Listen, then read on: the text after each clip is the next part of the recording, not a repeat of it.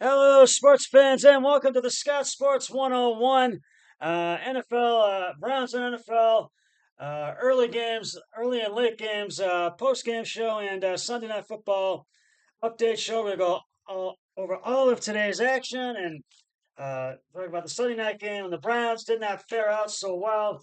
Another embarrassing loss. Uh, we'll get to all that, but first, here is today's Scott Sports 101. Uh, Browns NFL Week 5 trivia question. Is a Browns one? We'll just do it anyway since I didn't get to do a pregame show. Who led the AFC in interceptions in 1994? I have the answer later on the podcast. Uh,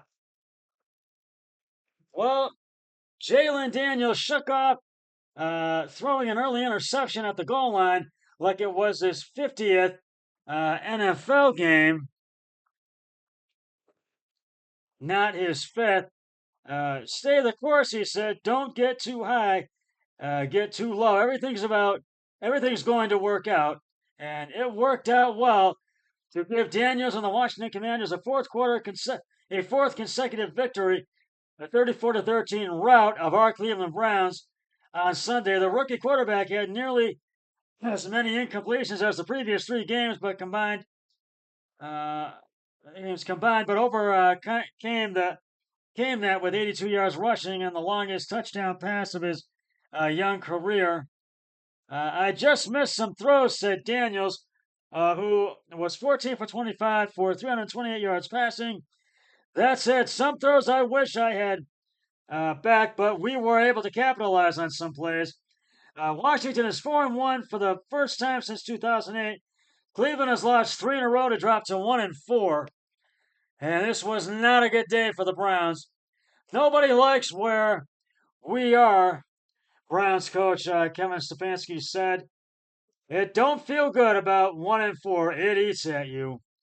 Daniels, Brian Robinson Jr., Austin Elliker, and Jeremy McNichols ran all over the Browns, combining for 211 yards on 31 carries. Robinson ran for two TDs, and McNichols had one in a game so lopsided that fans were doing the wave with 4 minutes left in the third quarter. The Commanders' defense had a ton to do with that, forcing Deshaun Watson to fumble, sacking him 7 times, and allowing a total of 212 yards after Washington entered with the worst third down defense in the league.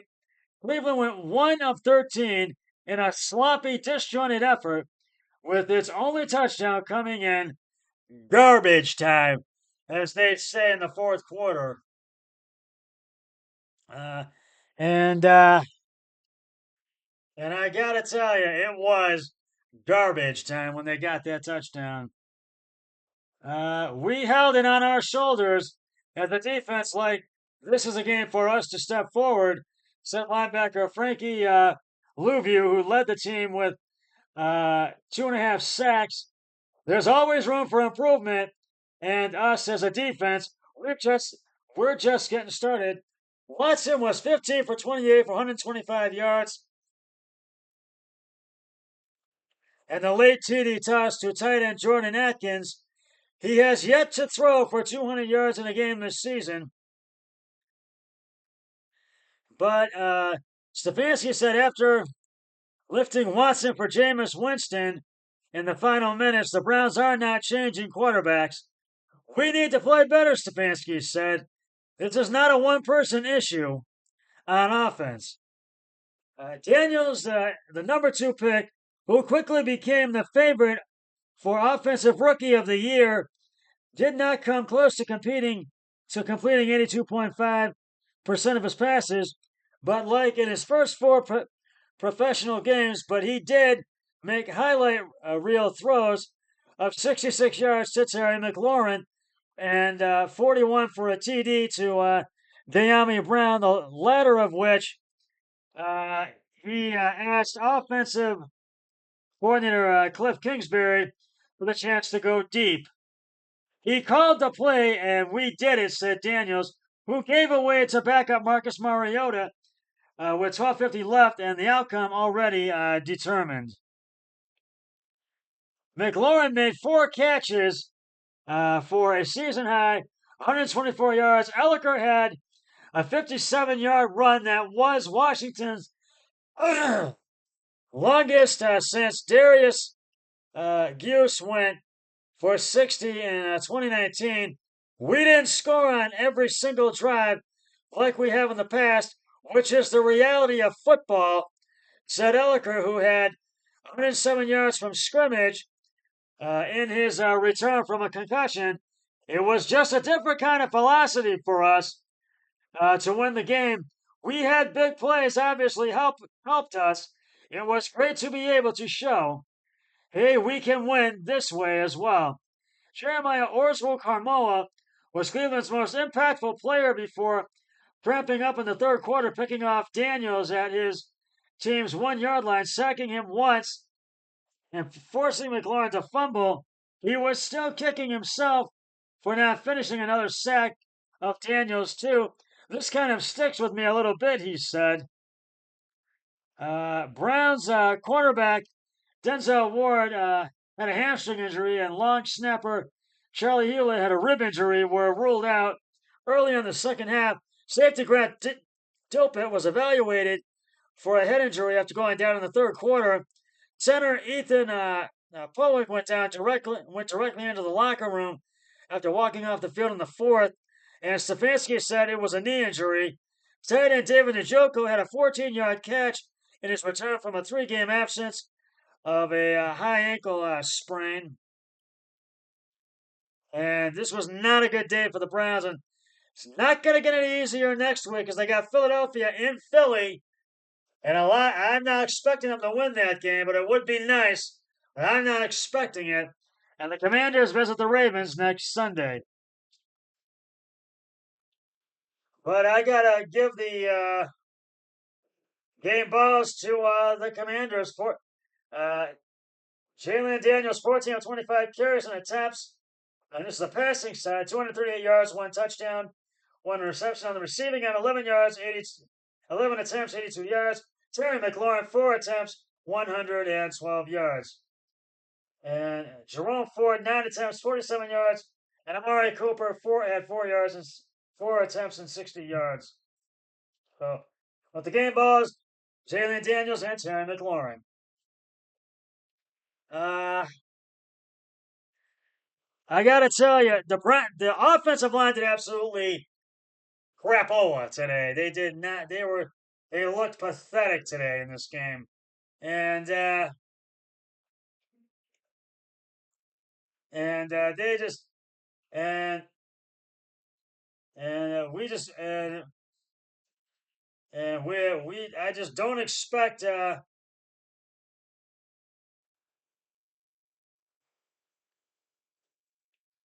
and that's why I don't expect the Browns to win next week against Philly.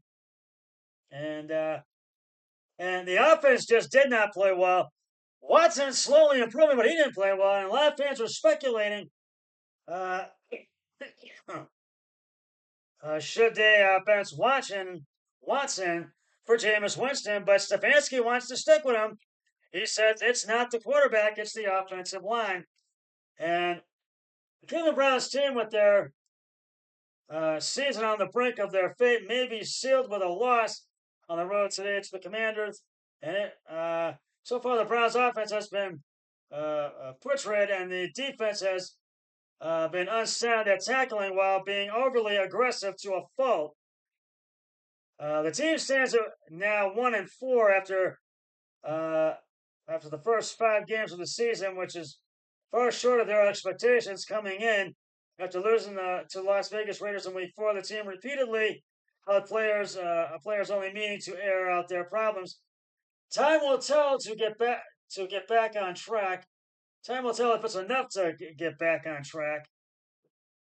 But for now, the story of the Browns of the 2024 season is unfolding before our eyes. Although the pictures remain blurry, we all learned in elementary school that every story should have a beginning, middle, and end. Today feels like an inflection point in the season, and we can finally close the awful opening chapter There are several subplots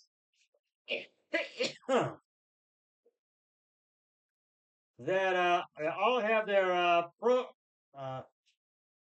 protagonists. However, the main storyline that will ultimately be the measure of the season is all about quarterback Deshaun Watson returning to an elite player at the position.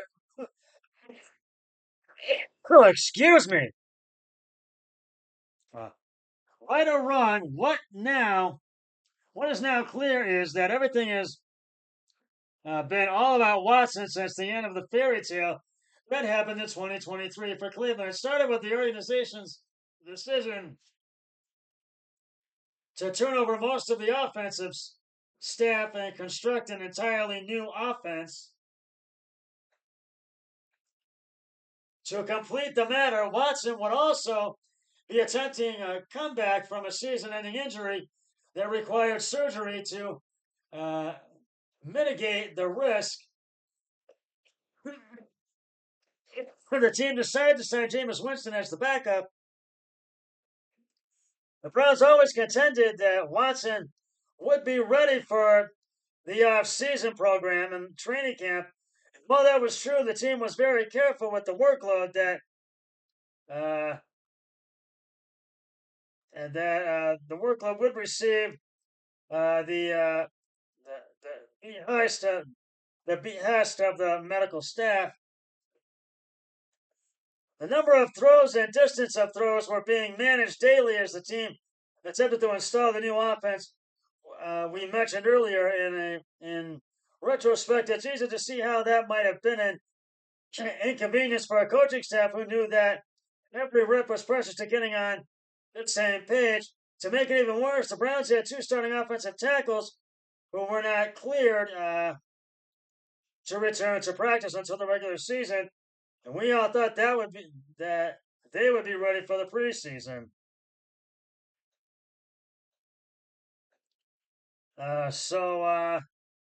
That's very true, and they just could not get it going today. And the one touchdown they did score was in the fourth quarter, which is, of course, we know, garbage time.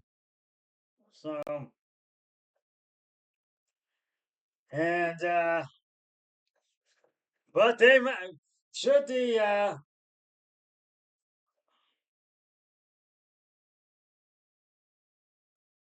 and a lot of people are speculating should Stefanski bench Watson for when they play Philly next week.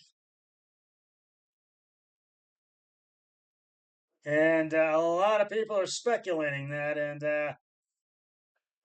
the Cleveland Browns and their fans never imagined that after 4 games their record would be 1-4. Nobody would submit that this offense would be as bad as it's been.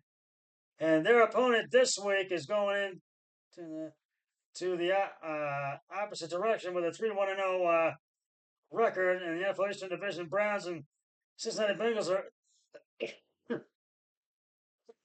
are fighting it out of the cellar of the AFC North division of the AFC North division.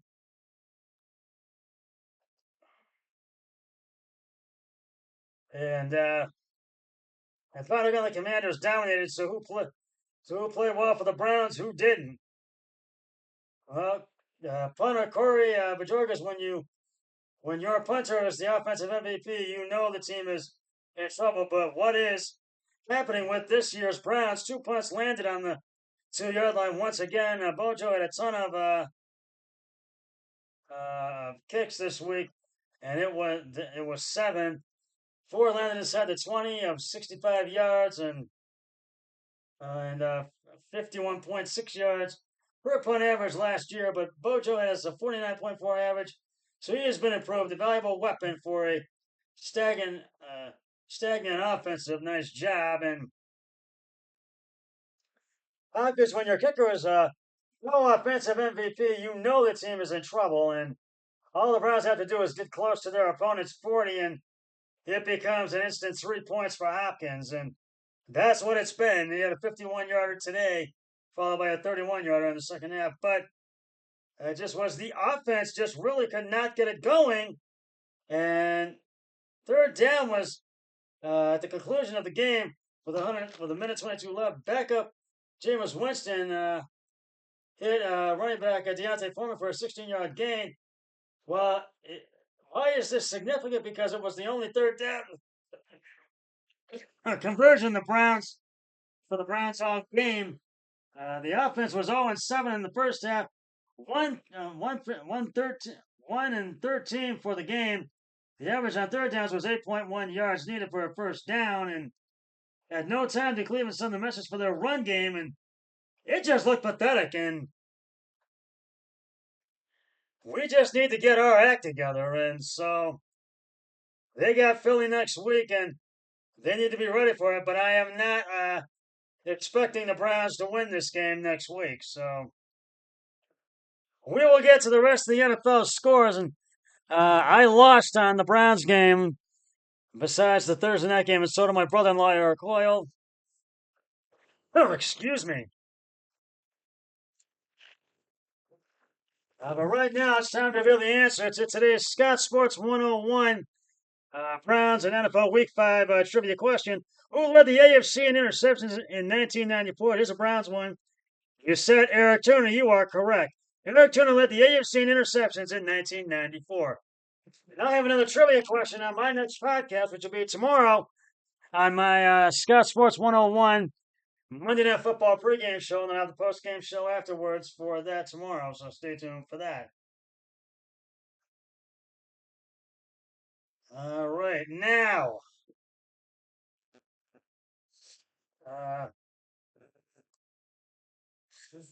all over today's action, and then we'll talk about the Sunday night game, which was suspended. They could not get underway until 9:45 between the Cowboys and Steelers. Right now, this morning, the Minnesota Vikings beat the New York Jets in London 23-17. And I took Minnesota, and so did my brother-in-law, Eric Hoyle. And I give the game balls to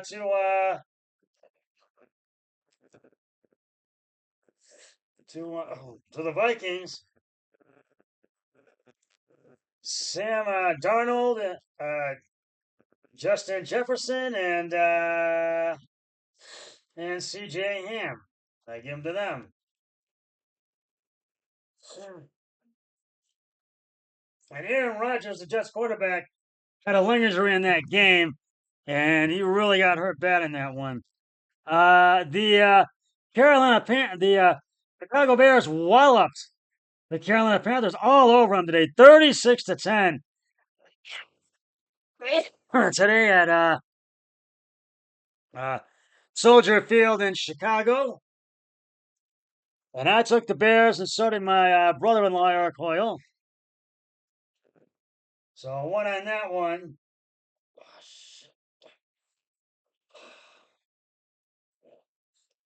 Huh.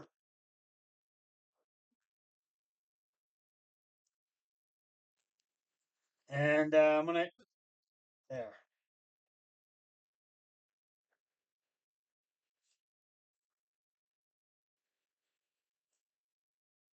And I give the game balls to the Bears, Caleb Williams, DeAndre Swift, and DJ Moore.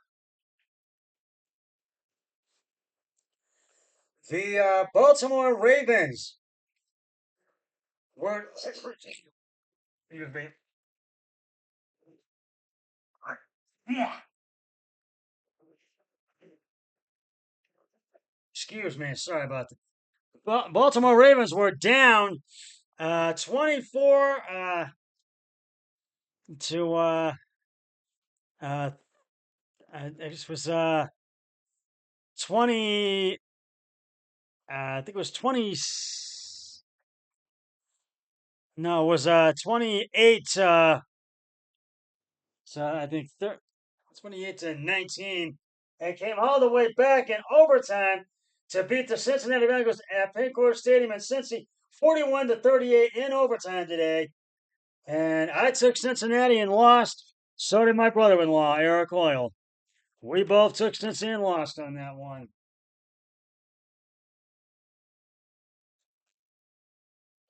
And I give the game balls to Lamar Jackson, Derrick Henry, and Zach Flowers. Zay Flowers. I give them to them.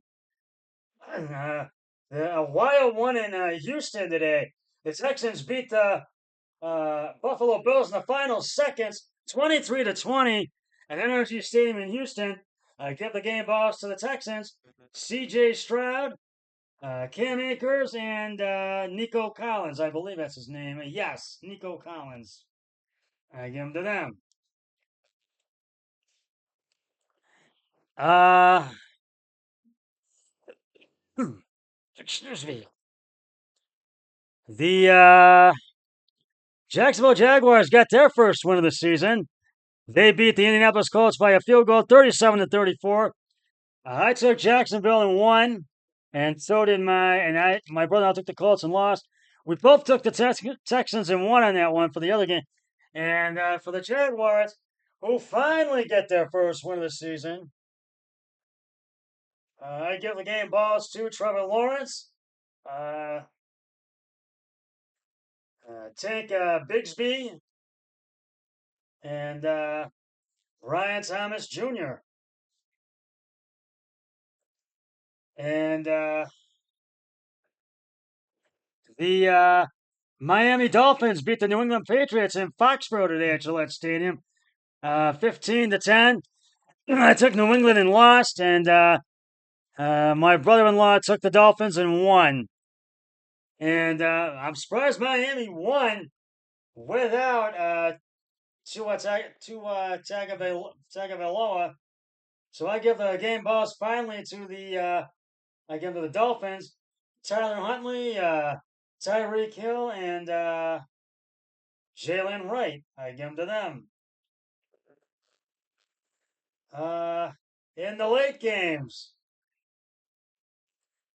the Denver Broncos beat the Las Vegas Raiders 34-18. They walloped them today. I took Denver and won, and so did my brother-in-law. We both took that and won on that one. So I give the game balls to Bo Nix, excuse me, and Javonte Williams. That's who gets them this time. And Javonte Williams. The Arizona Cardinals came back to beat the San Francisco 49ers 24-23 at Levi Stadium in Santa Clara, California. San Francisco had it, and then Arizona just came back and won. The San Francisco let one get away. I took the 49ers and lost, and so did my brother-in-law. He took the Cardinals and he won, excuse me. He took Arizona and won. So I give the game balls to the Cardinals. Kyler Murray and Matt Wilson. I give them to them. The Green Bay Packers stunned the LA Rams. They tried to make a comeback but couldn't do it. And they stunned the LA Rams 24-19. And so I give their game balls to the Packers. Jordan Love, Josh Jacobs, and Tucker Kraft.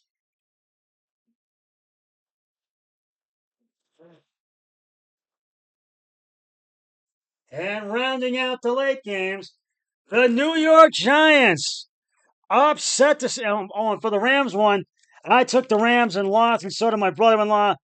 And now, rounding out the late afternoon games, the New York Giants upset the Seattle Seahawks at Lumen Field in Seattle on the Seahawks home field, 29-20. And this was another wild one.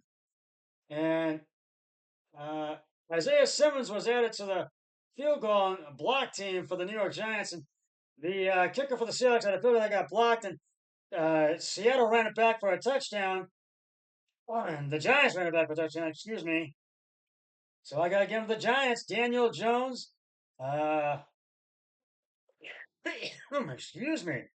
Tyrone Tracy Jr. and Darius Slayton. And I took Seattle and lost. And so did my brother-in-law. He took the Seahawks. Right now, I am 4-7. My brother-in-law is 6-6 right now. And right now, it is tied at 3 between the Dallas Cowboys and the Pittsburgh Steelers. The game was suspended to until 9:45 because of, I think, a weather delay, and the